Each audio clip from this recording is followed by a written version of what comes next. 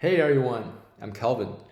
Welcome to episode 1 of my STEM racing tutorial series, your step-by-step guide to starting, participating in, and competing in STEM racing.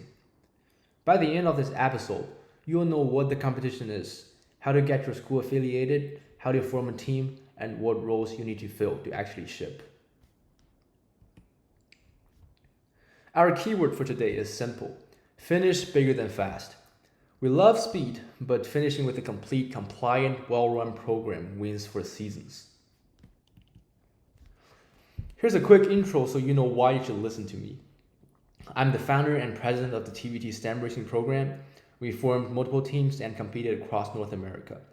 Among the teams, I'm the team manager and design engineer of Team Lions Racing. Highlights include Western Regional and California State titles in 2024, Western Regionals Awards for Best Engineered Car and Fastest Car, plus a Best Project Management and Marketing Award. And most recently, 6th place at Nationals in April 2025. More important than the trophies, I've made the mistakes already, so you don't have to. So what is STEM racing? It's an international competition where students' teams design, build, and race miniature F1 style cars, and you are judged across technical and business categories. Think of it as 3 lanes running in parallel. First, engineering. Use CAD, CFE, and CAM to design and manufacture an aerodynamic compliant car. Validate with testing, wind tunnel and track, and of course, race time. Second, marketing. Build your brand, reach sponsors, and produce media that tells your story. That includes your written portfolio, the pit display at events, and your team presentation. Third, project management. Keep schedules, budgets, and risks under control. Coordinate across sub-teams so all deliverables land on time. In this competition, success isn't just the fastest car, it's the best run team. That's a mindset we'll use for the whole series. Here is how a typical season unfolds at a high level. You'll kick off with team formation and training, then move into design sprints and prototype builds. As deadlines approach, you'll finalize a car portfolio, pit display, and presentation, and then compete in regionals and nationals and worlds if you advance. Exact dates vary by region and year. You can find the dates on the official website. Now we're done with the intro, let's go straight into the actions. First row action item, affiliation. This happens at the school level. Step 1, find a lead adult. An engineering-related mentor is ideal, but a committed teacher or program lead also works. Step 2, choose an affiliation level that matches your program's ambition and size. Step 3, handle the fee. If your school can't fund it, start fundraising early. Treat it like a startup with targets, sponsors, and updates. Getting affiliation in place early unlocks the official resources and keeps you on the right side of the rules. Next, the team portal. This is your central hub. Templates, rules, schedules, and guidance all live here. Bookmark it. I'll link it to the description and put it on screen too. When you have any doubts like rules, submission formats, and deadlines, check the portal first.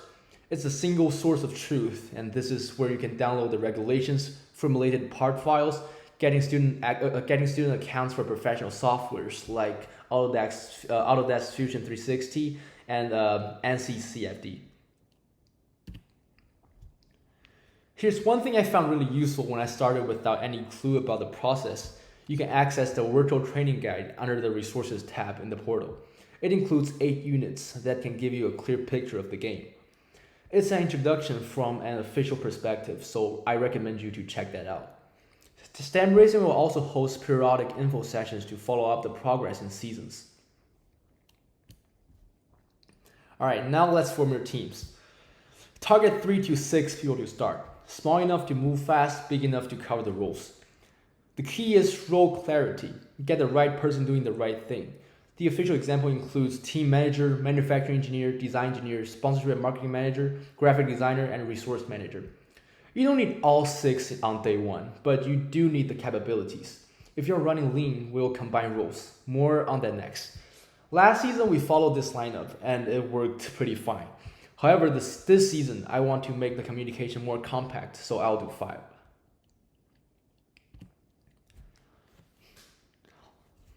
So this is my proposed role assignment for the new season.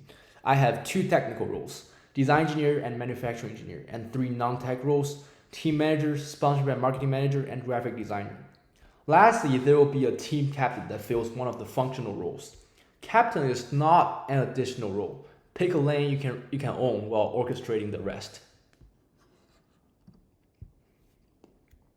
Now I'll introduce my lineup one by one. It's just an example, and if you want to use all those responsibilities I assigned for the roles, feel free to do it. First, team manager is the integrator and timekeeper. You track project pace with a clear timeline. A simple Gantt chart works. Phases for design, prototyping, testing, and submission. Then you assign responsibilities explicitly. Use a RACI matrix so everyone knows who's responsible, accountable, consulted, and informed for each task. Lastly, you manage risks. Any task with schedule, budget, or technical risk gets a plan B written down. If a car duration slips, what's your backup? If the CNC goes down, what's your alternate machine? Design engineer. Your toolkit is CAD, a bit of CFD, and a working understanding of physics and basic aerodynamics. Your loop is design, test, and iterate.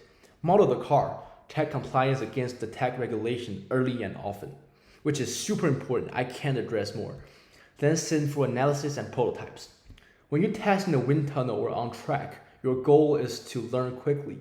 What reduces drag? What stabilizes the car? Who's repeatable? What is repeatable? Document changes with before and after data and photos so your portfolio tells a clear story. Here's a tip. Create a compliance checklist you run before every single iteration. It's way cheaper to fix in CAD than on the machine or at inspection. Here's a fun story to share about this. Last season, less than 10 hours before our flight to Charlotte for STEM Racing Nationals, I found that our car's power unit room was 0.6 millimeters out of tolerance. It's considered a performance failure by the regulation, which means it could disqualify us from the race. I first tried to dip some super glue into the room so the thin layer of glue would make it like a little bit thicker. However, it didn't just not work, but also glued my fingers together. What I did at the end was to cut a thin piece of the same material we made the car body from a testing block and stick it at the bottom.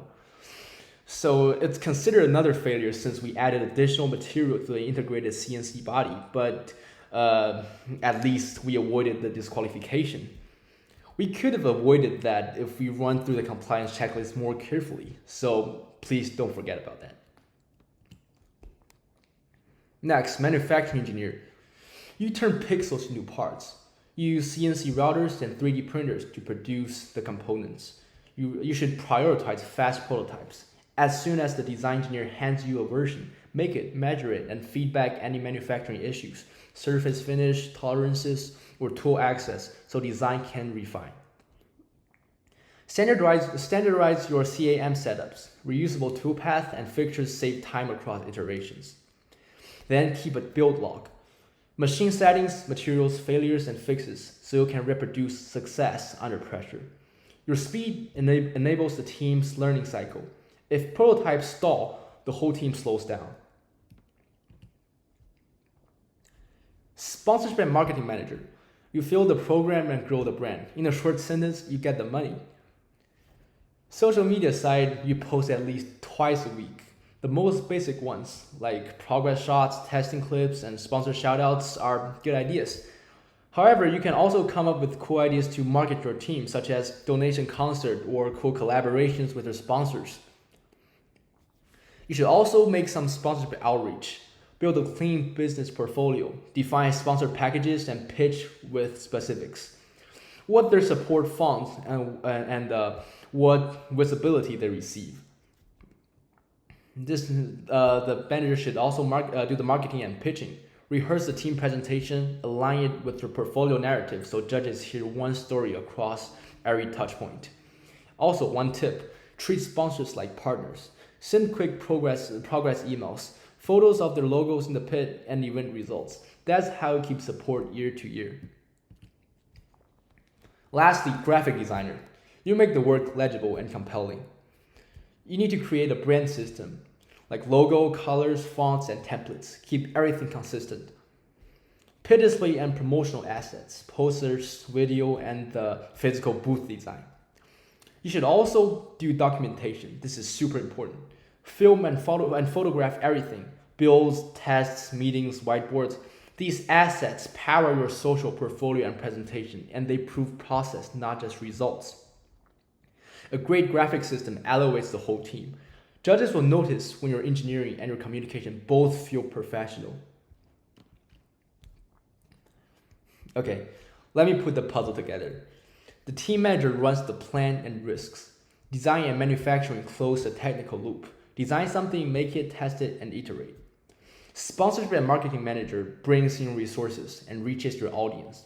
Graphic design turns your work into a story people can understand in 30 seconds at your pit. If you remember one thing from this episode, it's this: finish is bigger than fast. Yes, you should build a fast car, but finish the whole package: the car, the documentation, the display, the presentation, the marketing, and the operations rhyme that gets you to the start line on time. In episode 2, we'll dig deeper into scoring of the competition and technical regulations. If this helped, subscribe and drop your team's questions in the comments. Tell me which role you're taking this season and what you want me to cover in the future. Something like CFD basics, machining setups, sponsorship outreach, or pit display design. I'm Kelvin, and I'll see you in the next one.